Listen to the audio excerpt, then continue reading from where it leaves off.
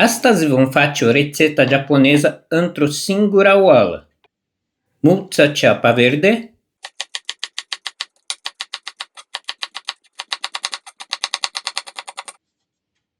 doi caței de usturoi,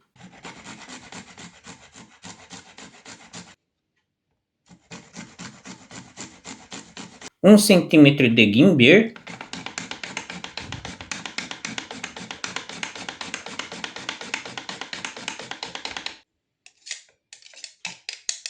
pupa superioră de pui, tăiați în bucăți,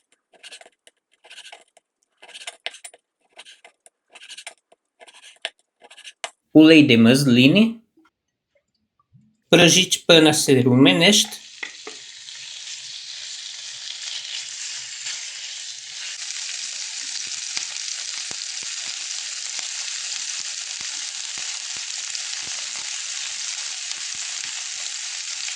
adăugați ceapa verde, usturoi și ghimbirul.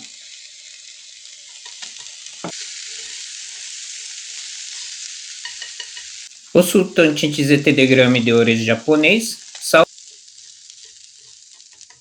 o linguriță de dashi de pește, o lingură de sos de soia, 200 ml de supă de pui,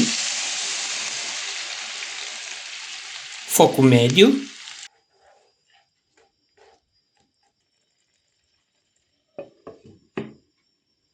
când apa se evaporă, opriți focul și lăsați acoperit timpul de 5 minute. Doar amestecați și serviți. Un preparat foarte gustos și ușor de făcut.